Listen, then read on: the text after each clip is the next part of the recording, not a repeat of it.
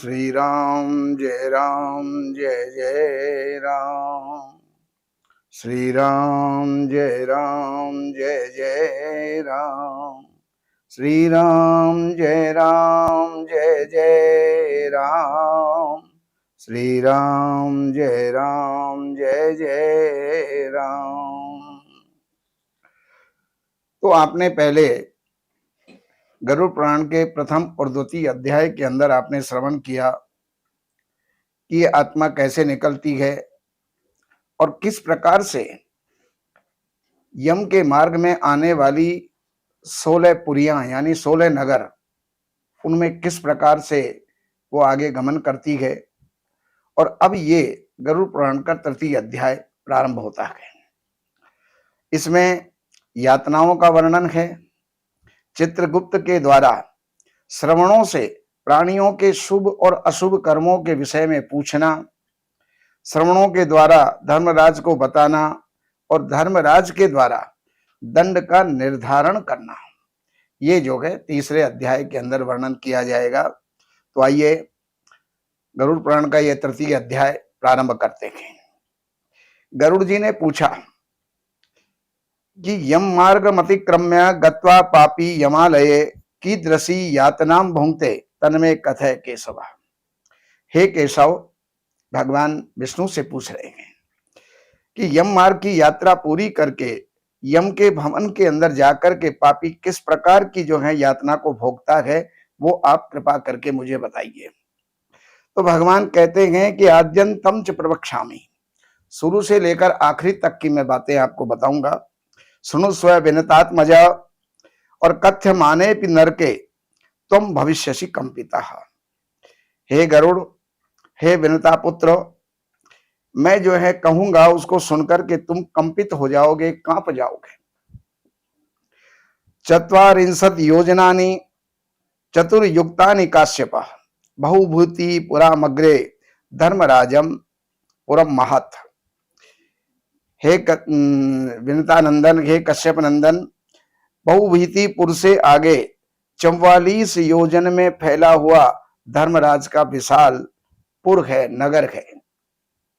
और वहां पर हाहाकार से परिपूर्ण उस पुर को देख करके प्राणी, पापी प्राणी जो होता है वो क्रंदन करने लग जाता है,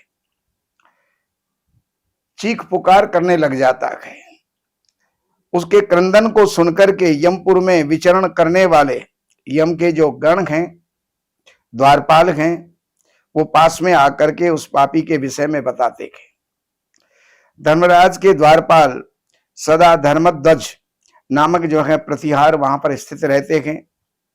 वह द्वारपाल जाकर के चित्रगुप्त से उस प्राणी के शुभ और अशुभ कर्मों को बताता है। उसके बाद चित्रगुप्त भी उसके विषय में धर्मराज से निवेदन करता है। नास्तिका ये नरास्तार्क्ष महापाप रता सदा तांश सर्वान यथा योग्यम साम्यक जानाति धर्मराज। हे तार्क्ष, जो नास्तिक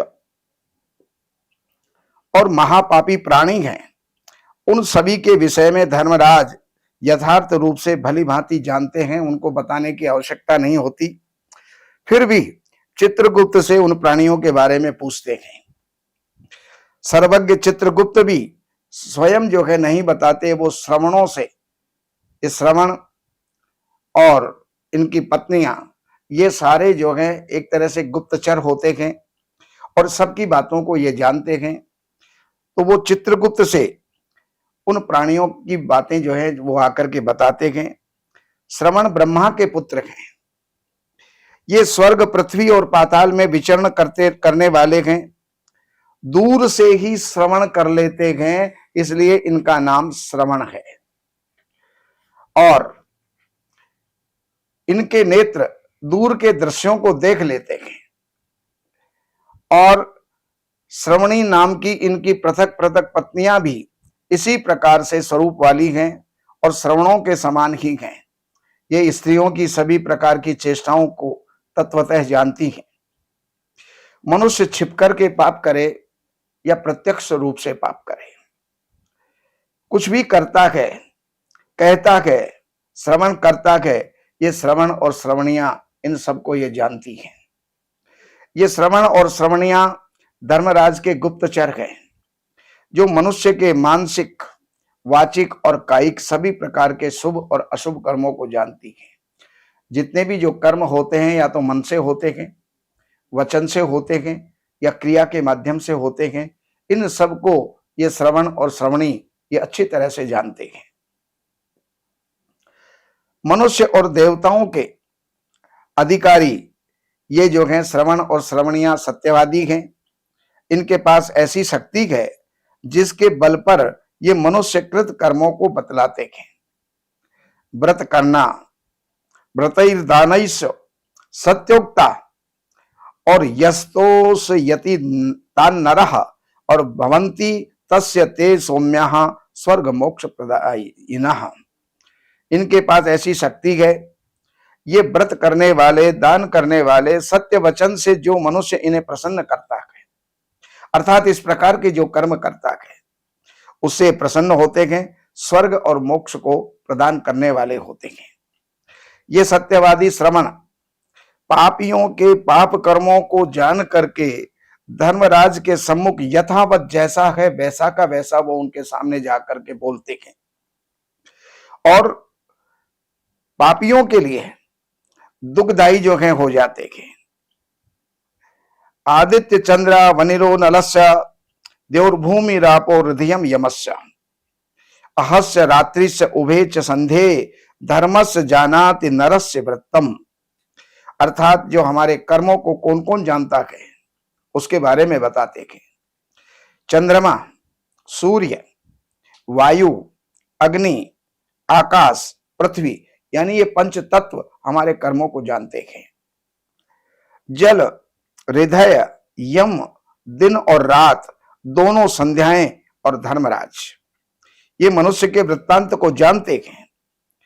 धर्मराज, चित्रगुप्त, श्रवण, सूर्य आदि मनुष्य के शरीर में स्थित सभी पाप और पुण्यों को पूर्णतया समझते हैं। जिस प्रकार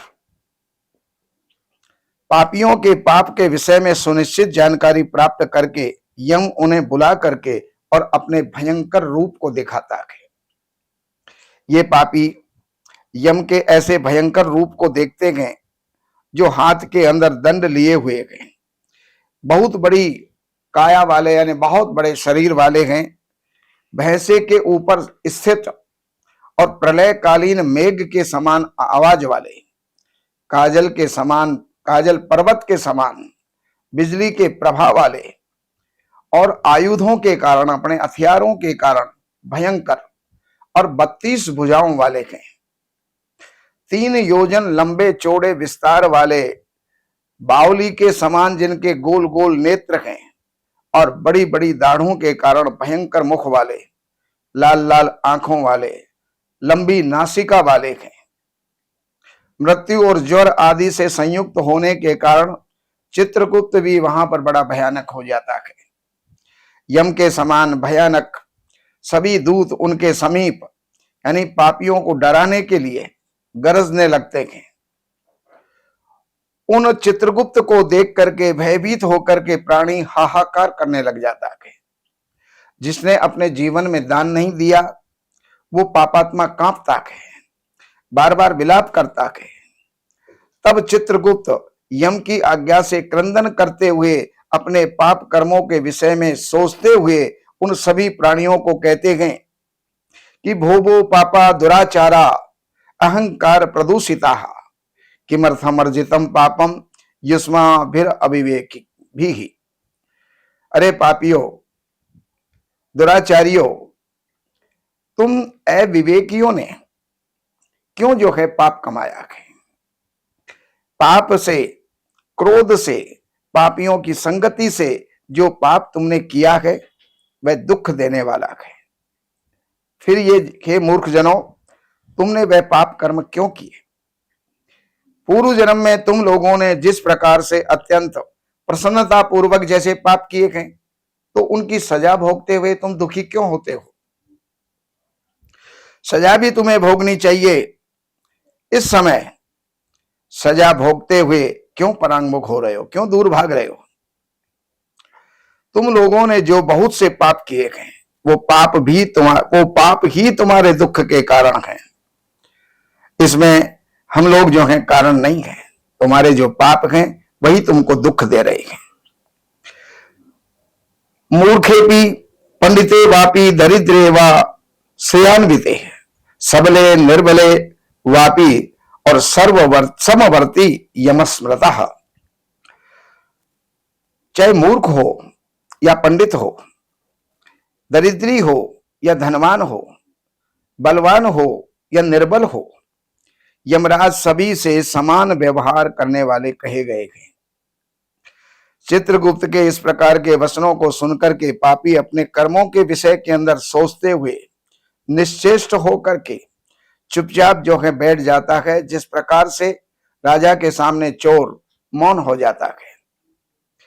धर्मराज भी चोर की भांति निश्चल बैठे हुए उन पापियों को देख करके उनके पापों का मार्जन करने के लिए यथोचित दंड देने की आज्ञा करते हैं।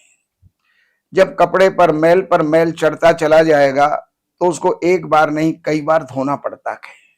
उसी प्रकार उनके मार्जन के लिए, यानी उनको शुद्ध करने के लिए, पाप मुक्त करने के लिए ये सारी सजा की जो है व्यवस्था की गई है। इसके बाद में वो निर्दयी दूत उन्हें पीटते हुए कहते हैं कि हे पापी,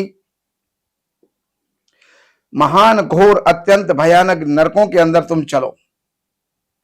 यम के आज्ञाकारी प्रचंड और चंड आदि नाम के दूत ये जो है एक पास में उन्हें बांध करके नरक की ओर लेकर के जाते हैं।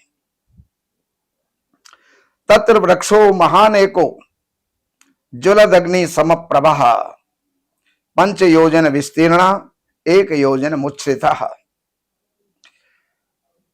तो वो उसको बांध करके लेकर के चलते गए। वहां जलती हुई अग्नि के समान प्रभा वाला एक विशाल वृक्ष होता है, जो 5 योजन में फैला हुआ है और 1 योजन ऊंचा है। उस वृक्ष के नीचे मुक करके उनको जो है सांकलों से बांध करके दूत उनको पीटते हैं। वहां जलते हुए वे रोते हैं। वहां पर उनका रक्षक कोई भी नहीं होता। उसी सालमली वृक्ष में भूख और प्यास से पीड़ित यमदूतों के द्वारा पीटे जाते हुए अनेक प्राणी वहां लटकते रहते हैं। ये आश्रय विहीन पापी अंजलि बांध करके और यमदूतों से कहते हैं, हे यमदूतों, क्षमध्वम भोपराधम में, हमारे अपराधों को क्षमा करो। कृतांजलि पुटा इति ही, हाथ जोड़ करके बोलते हैं। ऐसा उन दूतों से निवेदन करते गए। तब जो है पुनः पुनश्च ते दूतैर हन्यन्ते लोह यष्टि भी, उसके पश्चात बार बार लोहे की लाठियों से, मुदगरों से, भालों से, बर्छियों से, गदाओं से, मुसल से यमदूतों के द्वारा वो अत्यधिक मारे जाते हैं। मारने से वो निश्चेष्ट अर्थात चेष्टा रहित होकर के मूर्छित हो जाते हैं। तब उन निश्चेष्ट प्राणियों को, पापियों को देख करके यम के दूत कहते हैं कि अरे दुराचारियों, हे पापियों, तुम लोगों ने दुराचरण क्यों किए? जब संसार के अंदर हर चीज सुलभ है, सुलभ होते हुए भी तुम लोगों ने जो है आधा ग्रास भी कभी गऊ को नहीं दिया, किसी को नहीं दिया। ना ही कुत्ते को, कौवे को कभी तुमने जो है कोई ग्रास दिया। अतिथियों को नमस्कार नहीं किया, पितरों का कभी तुमने तर्पण नहीं किया। यमराज और चित्रगुप्त का तुमने उत्तम ध्यान नहीं किया कि आगे भी हमें जाना है, यमराज भी मिलेंगे, चित्रगुप्त भी मिलेंगे। और मंत्रों का कभी तुमने जाप नहीं किया, जबकि कभी कोई तीर्थ यात्रा तुमने नहीं की, देवताओं का पूजन तुमने नहीं किया। गृहस्थाश्रम में रहते हुए तुमने हंतकार यानी अग्नि की 5 आहुतियां तुमने कभी नहीं की। संतों की सेवा नहीं की, इसलिए स्वयं किए हुए पाप का फल भोगो। चूंकि तुम धर्महीन हो इसलिए तुम्हें अधिक पीटा जा रहा है। भगवान श्री हरि ही ईश्वर हैं, वो ही अपराधों को क्षमा करने में समर्थ हैं। हम आपके अपराधों को क्षमा नहीं कर सकते और हम तो उन्हीं की आज्ञा से जो है अपराधियों को दंड देने वाले हैं। ऐसा कहकर के वो दूत निर्दयता पूर्वक उन्हें पीटते गए और पीटे जाने के कारण वे जलते हुए अंगार के समान नीचे गिर जाते थे। और पतनात् तस्य पुत्रस्य और गात्रच्छेदो भवे ततः ता नगः पतिता श्वासो और भक्षयन्ति रुदन्ति ते। हे गरुड़, इस प्रकार गिरने से सालमली वृक्ष के पत्तों से उनका शरीर जो है छिन्न भिन्न हो जाता है, कट जाता है। नीचे गिरे हुए उन प्राणियों को कुत्ते खाने लगते हैं और वो रोते हैं। रोते हुए उन पापियों के मुख में यमदूत जो है धूल भर देते हैं, मिट्टी भर देते हैं। कुछ पापियों को विविध पासों में बांध करके मुद्गरों से पीटते हैं। कुछ पापी आरे के द्वारा काष्ठ जैसे काटा जाता है, उस भांति दो टुकड़े उनके किए जाते हैं। कुछ भूमि पर गिरा करके कुल्हाड़ी से उनके टुकड़े टुकड़े किए जाते हैं। कुछ को अर्ध खात्वा वटे केचित और विद्यन्ते मूर्धनि सायकैहि। किसी को जमीन में आधा गाड़ करके बाणों से उनका छेदन किया जाता है। कुछ दूसरे पेरने वाले यंत्र में डाल करके उनको ईख की तरह गन्ना जैसे पेला जाता है, उस प्रकार से उनको पेला जाता है। कुछ के चारों ओर जलते हुए अंगारों से युक्त जलती हुई लकड़ी से उनको ढक करके और लोह पिंड की भांति दधकाया जाता है। कुछ को घी के खोलते हुए कढ़ाई के अंदर डाला जाता है। जैसे बड़ा होता है, बड़े को कढ़ाई में डाला जाता है, उसी प्रकार उनको डाल करके जलाया जाता है। केचिन मत गजेंद्राणाम क्षिप्यन्ते पुरतः पथिः बद्वा हस्तौ च पादौ च क्रियन्ते तेप्यतः मुखः। किन्हीं को मत वाले हाथियों के सम्मुख रास्ते के अंदर फेंक दिया जाता है। किन्हीं को हाथ और पैर बांध करके अधोमुख लटकाया जाता है। किसी किसी को कुएं में फेंका जाता है, किसी को पर्वतों से गिराया जाता है। कुछ दूसरे कीड़ों से युक्त कुंडों के अंदर उनको डुबो दिया जाता है, जहां वे कीड़ों से व्यथित हो जाते थे। कुछ पापी वज्र के समान चोंच वाले बड़े बड़े कौवों, गीधों और मांसभोजी पक्षियों के द्वारा शिरोदेश में, नेत्र में, मुख में चोंच मार मार करके आघात पहुंचाते हैं। हे गरुड़, कुछ ऐसे भी होते हैं जो ऋणम वही प्रार्थयन्त्यन्ते देहि देहि धनम मम। जिन्होंने पहले किसी को धन दिया है, ऋण दिया है, वो वापस करने की जो है उनसे कहते हैं कि लाओ हमारा धन जो है हमें वापस दो, मेरा धन दो, मेरा धन दो। तो यमलोक में देने लेने के लिए तो कुछ होता नहीं है। और तुम्हें मैंने आज यहां पर देखा है, मेरा धन तुम्हें जो है लिया है। तो नरक में इस प्रकार विवाद करते हुए पापियों के अंगों से और सड़सियों द्वारा मांस नोच करके, संडासियों के द्वारा मांस नोच करके यमदूतों को देते हैं कि ये लो भाई, ये तुम्हारा ऋण हुआ। इस प्रकार उन पापियों को सम्यक प्रताड़ित करके यम की यातना से यमदूत खींच करके तामिश्र और घोर नरकों के अंदर ले जाकर के डालते हैं। हे गरुड़, उस वृक्ष के समीप ही बहुत दुखों से परिपूर्ण एक नरक है, जिनमें प्राप्त होने वाले महान दुखों का वर्णन वाणी के द्वारा नहीं किया जा सकता। हे आकाशचारिण गरुड़, नरकों की संख्या 84 लाख होती है, जिसको कि 84 लाख योनियां कही जाती हैं। उनमें से अत्यंत भयंकर और प्रमुख नरकों की संख्या 21 होती है। तामिश्रो लोह संकुश महारोरव सालमली रोरवः कुंमलः कालसूत्रक पूर्ति मृत्तिकः संघातो लोहितो दस्य स विषय संप्रतापनः महानिरय काकोलो और संजीवन महापथो।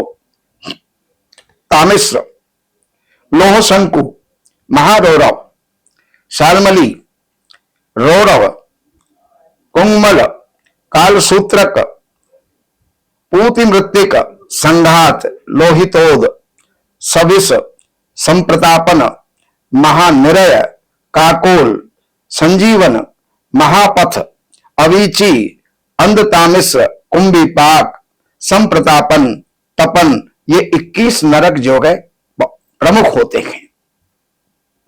हे गरुड़, ये सभी अनेक प्रकार की यातनाओं से परिपूर्ण होने के कारण अनेक भेदों से परिकल्पित हैं। अनेक प्रकार के पापों का फल इसमें जो है प्राप्त होता है। ये यम के दूतों के से जो है अधिष्ठित होते हैं। इन नरकों में गिरे हुए मूर्ख पापी अधर्मी जीव कल्प पर्यंत उन नरक यातनाओं को भोगते हैं। तामिश्र, अंध तामिश्र, रौरव आदि नरकों की जो यातनाएं हैं उन्हें स्त्री और पुरुष पारस्परिक संग के निर्मित कर्म जो है वहां पर भोगते हैं। इस प्रकार कुटुंब का भरण पोषण करने वाला, केवल अपना पेट भरने वाला भी वहां पर कुटुंब और शरीर दोनों को छोड़ करके मृत्यु के उपरांत इसके फल को स्वयं भोगता है।